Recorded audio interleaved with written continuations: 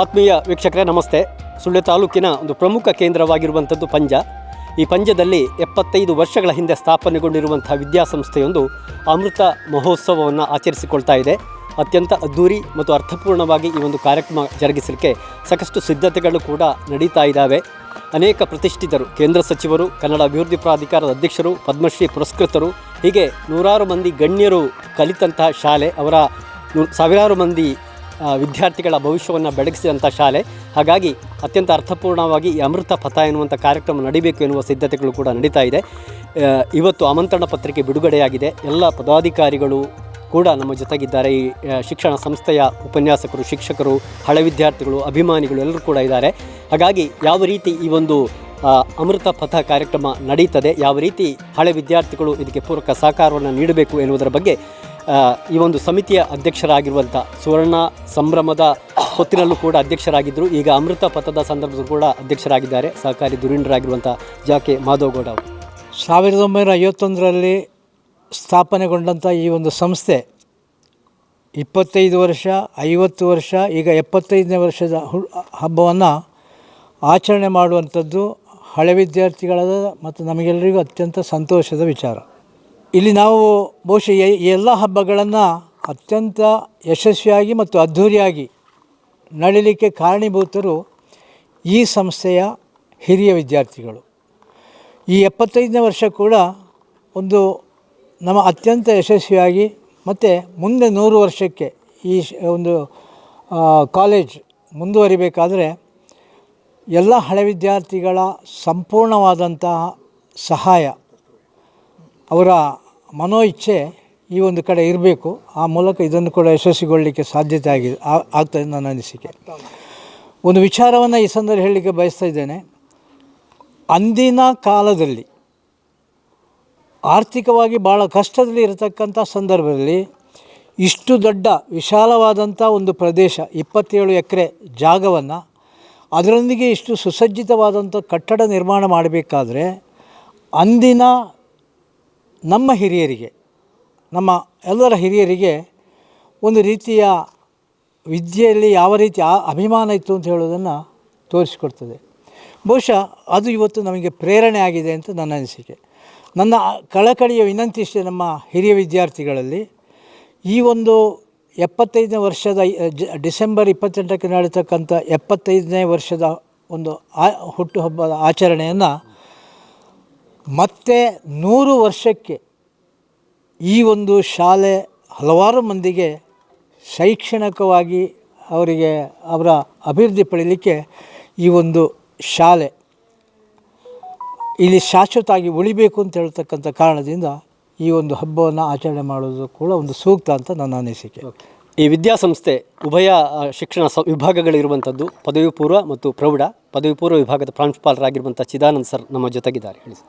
So ಈಗಾಗಲೇ sir ಅವರು ಹೇಳಿದಂತೆ ನಮಗೆಲ್ಲರಿಗೂ ತುಂಬ ಸಂಭ್ರಮದ ಒಂದು ದಿನ ಅಂತ ಹೇಳ್ಬೋದು.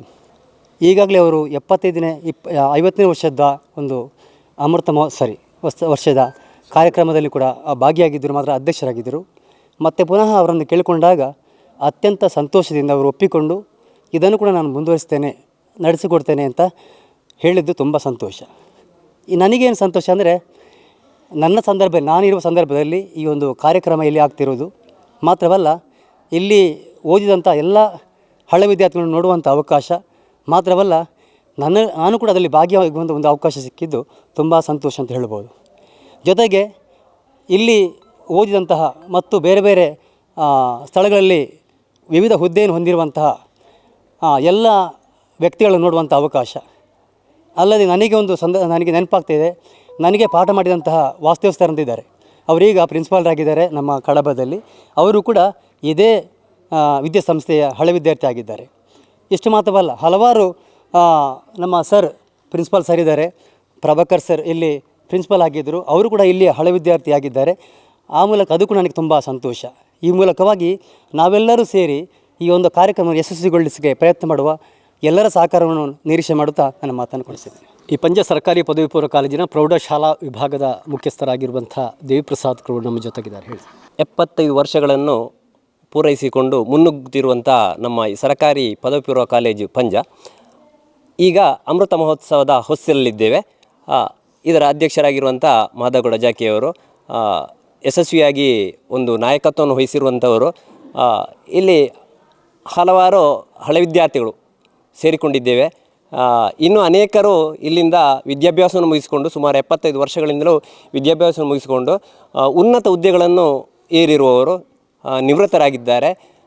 ಇವರೆಲ್ಲರ ಸಹಕಾರದಿಂದ ಇಲ್ಲಿ ನಡೆಯುವಂಥ ಒಂದು ಅಮೃತ ಮಹೋತ್ಸವವು ಅತ್ಯಂತ ಯಶಸ್ವಿಯಾಗಿ ನಡೆಯುತ್ತದೆ.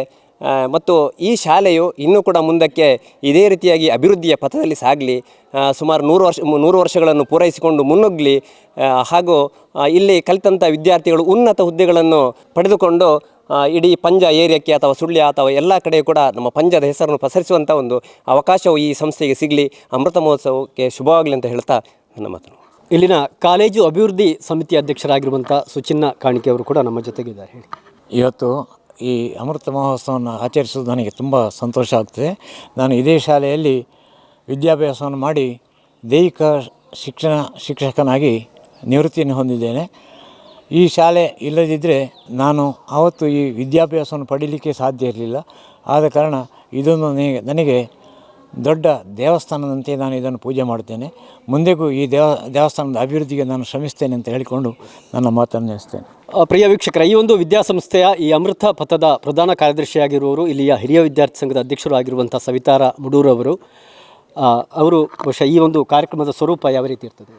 ಬಹಳ ಮುಖ್ಯವಾಗಿ 75 ವರ್ಷಗಳಿಂದ ನಿರಂತರವಾಗಿ ಸಾವಿರಾರು ವಿದ್ಯಾರ್ಥಿಗಳಿಗೆ ವಿದ್ಯಾದಾನ ಮಾಡಿ ಬದುಕು ಕಟ್ಟಿಕೊಟ್ಟ ಅನ್ನೊಂದು ಸಂಸ್ಥೆಯ ಒಂದು ಹಬ್ಬವನ್ನು ಆಚರಿಸುವ ಸಂದರ್ಭ ಇದು. 75ನೇ ವರ್ಷ. ಈ ಸಂದರ್ಭದಲ್ಲಿ ಈ ಶಾಲೆಯಲ್ಲಿ ಕಲಿತು ಕೇಂದ್ರ ಸಚಿವರಾಗಿದ್ದಾರೆ. ಈ ಶಾಲೆಯಲ್ಲಿ ಕಲಿತು ಪದ್ಮಭೂಷಣ ಪ್ರಶಸ್ತಿಯನ್ನು ತಗೊಂಡಿದ್ದಾರೆ. ಈ ಶಾಲೆಯಲ್ಲಿ ಕಲಿತು ಅನೇಕ, ಈಗ ಉದಾಹರಣೆಗೆ ಪುರುಷೋತ್ತಮ ಬಿಳಿಮಲೆ ಅಂತ ಅವರು ಕನ್ನಡ ಅಭಿವೃದ್ಧಿ ಪ್ರಾಧಿಕಾರದ ಅಧ್ಯಕ್ಷರಾಗಿದ್ದಾರೆ. ಇಂಥ ಅತ್ಯಂತ ಉನ್ನತ ಪರಂಪರೆಯನ್ನು ಹೊಂದಿದಂಥ ವಿದ್ಯಾರ್ಥಿ ಪರಂಪರೆಯನ್ನು ಹೊಂದಿದಂಥ ಪಂಜ ಈ ಶಾಲೆಗೆ ಅನೇಕ ಹಿರಿಯ ವಿದ್ಯಾರ್ಥಿಗಳ ಸಬಲವಾದ ಒಂದು ಹಿರಿಯ ವಿದ್ಯಾರ್ಥಿಗಳ ತಂಡವೇ ಇದೆ. ಇದರ ಅಧ್ಯಕ್ಷನಾದ ಖುಷಿ ನನಗಿದೆ. ಈ ಸಂದರ್ಭದಲ್ಲಿ ಅಮೃತ ಮಹೋತ್ಸವ ಕೂಡ ಬಂದದ್ದು ಬಹಳ ವಿಶೇಷ. ನಾವೆಲ್ಲ ಸೇರಿ ಅಮೃತ ಮಹೋತ್ಸವವನ್ನು ಆಚರಿಸಲಿಕ್ಕೆ ಹೊರಟಿದ್ದೇವೆ. ಈಗ ದಿನಾಂಕ 28ರಂದು, ಡಿಸೆಂಬರ್ 28ರಂದು ಆದಿತ್ಯವಾರ ಅಮೃತ ಮಹೋತ್ಸವ ಕಾರ್ಯಕ್ರಮ ಆರಂಭಗೊಳ್ತದೆ. ಬೆಳಿಗ್ಗೆ ಸರಿಯಾಗಿ 10 ಗಂಟೆಗೆ ನಾವು ಕಾರ್ಯಕ್ರಮದ ಉದ್ಘಾಟನೆಯನ್ನು ಕೇಂದ್ರ ಸಚಿವರಾದ ಶೋಭಾ ಕರಂದ್ಲಾಜೆಯವರು ಮಾಡ್ತಾರೆ. ಆ ಸಂದರ್ಭದಲ್ಲಿ ಶಾಲೆಯ ಬಗ್ಗೆ ಒಂದು ಸಾಕ್ಷ್ಯಚಿತ್ರವನ್ನು ಆ ದಿವಸ TM ಶಾಹಿದ್ ಅವರು ಸಾಕ್ಷ್ಯಚಿತ್ರವನ್ನು ಬಿಡುಗಡೆ ಮಾಡ್ತಾರೆ. ಸಭೆಯ ಅಧ್ಯಕ್ಷತೆಯನ್ನು ಸಮಿತಿ ಅಧ್ಯಕ್ಷರಾದ ಶ್ರೀ ಜಾಕೆ ಮಾಧವಗೌಡ ಅವರು ವಹಿಸ್ತಾರೆ. ತದನಂತರ ಭಾಳ ಮುಖ್ಯವಾಗಿ ಕಳೆದ ಸಾವಿರಾರು ಹಳೆ ವಿದ್ಯಾರ್ಥಿಗಳು ಪಾಲ್ಗೊಳ್ಳುವ ಈ ಸಂದರ್ಭದಲ್ಲಿ ಒಂದು ಹಳೆ ವಿದ್ಯಾರ್ಥಿಗಳ ಸಮ್ಮೇಳನವನ್ನು ಮಾಡ್ತೇವೆ ನಾವು. ಈ ಸಮ್ಮೇಳನದಲ್ಲಿ ಒಂದು ಸಂವಾದ ಕಾರ್ಯಕ್ರಮವನ್ನು ನಾವು ಇಟ್ಟುಕೊಂಡಿದ್ದೇವೆ. ಇದರಲ್ಲಿ ಈ ಶಾಲೆಯಲ್ಲಿ ಕಲಿತು ಬದುಕು ಕಟ್ಟಿಕೊಂಡು ವ್ಯಕ್ತಿತ್ವವನ್ನು ಬೆಳೆಸಿಕೊಂಡು ಉನ್ನತ ಸ್ಥಾನದಲ್ಲಿರುವ ಒಂದು 9 ಜನವನ್ನು ನಾವು ಆಯ್ಕೆ ಮಾಡಿದ್ದೇವೆ. ವಿವಿಧ ಕ್ಷೇತ್ರದಲ್ಲಿ ದೊಡ್ಡ ಹೆಸರು ಮಾಡಿದವರನ್ನು ಅವರೆಲ್ಲ ಆ ದಿವಸ ಬರ್ತಾರೆ. ಅವರು ಈ ಶಾಲೆಯಿಂದ ನಮಗೇನು ಬೆಂಬಲ ಸಿಕ್ಕಿದೆ, ಈ ಶಾಲೆಯಿಂದಾಗಿ ನಾವು ಹೇಗೆ ಬದುಕು ಕಟ್ಟಿಕೊಂಡಿದ್ದೇವೆ ಎಂಬ ಬಗ್ಗೆ ತಮ್ಮ ಅನುಭವವನ್ನು ಹಂಚಿಕೊಳ್ತಾರೆ.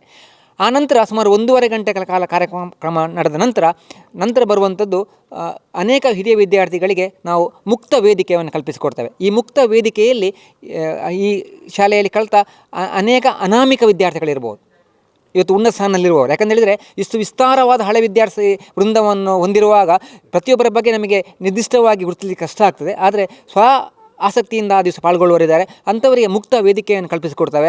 ಅವರಿಗೆ ತನ್ನ ಅಭಿಪ್ರಾಯ ಅನುಭವವನ್ನು ಹಂಚಿಕೊಳ್ಳಿಕ್ಕೆ ಇಲ್ಲಿ ವೇದಿಕೆ ಆಗ್ತದೆ. ತದನಂತರ ಕಲ್ಚರ್ ಪ್ರೋಗ್ರಾಮ್ ಆಗ್ತದೆ.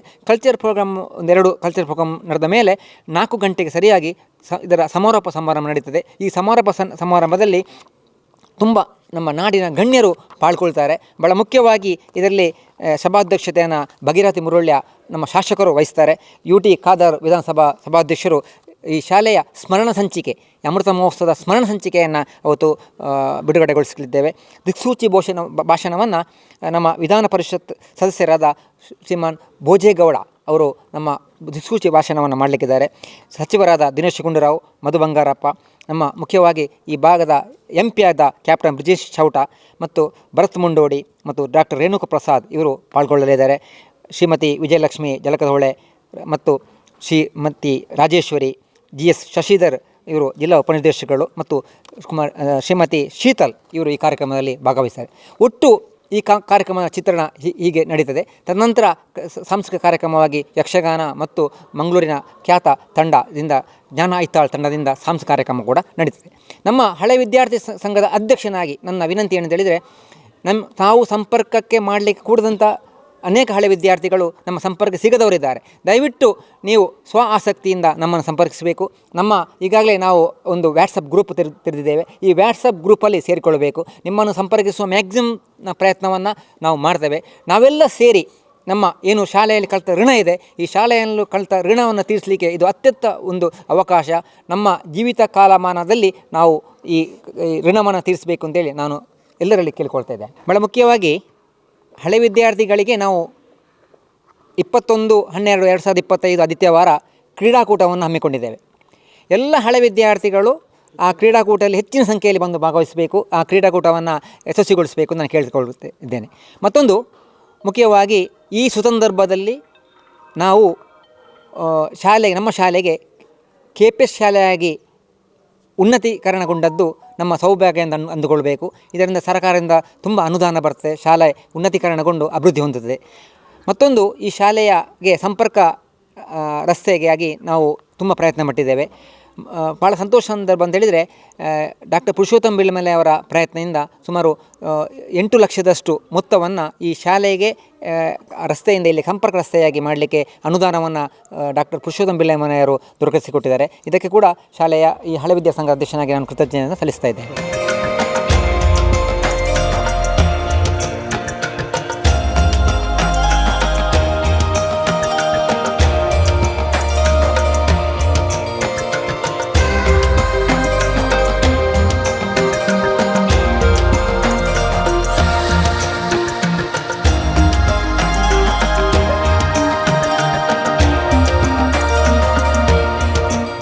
ವೀಕ್ಷಕರೇ, ಕೇಳಿದ್ರಲ್ಲ, 75 ವರ್ಷಗಳ ಹಿಂದೆ ಮಿತ್ರಾಣಿಗುಡ್ಡೆಯಾಗಿದ್ದಂಥ ಈ ಪ್ರದೇಶ ಇವತ್ತು ಸಾವಿರ ಸಂಖ್ಯೆಯಲ್ಲಿ ವಿದ್ಯಾರ್ಥಿಗಳ ಭವಿಷ್ಯವನ್ನು ಬೆಳಗಿಸಿದ ದೊಡ್ಡ ವಿದ್ಯಾಸಂಸ್ಥೆಯಾಗಿ ಬೆಳಗಿದೆ.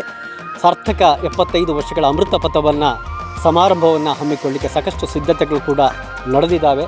ಈಗಾಗಲೇ ಎಲ್ಲ ಸಂಘಟನಾ ಸಮಿತಿಯವರು ಈ ಕುರಿತ ಮಾಹಿತಿಯನ್ನು ಕೂಡ ನೀಡಿದ್ದಾರೆ. ವಿಷಯ ಸಂಗತಿ ಏನು ಅಂತಂದರೆ, ನಾನು ಕೂಡ ಈ ವಿದ್ಯಾಸಂಸ್ಥೆಯ ಹಳೆ ವಿದ್ಯಾರ್ಥಿ.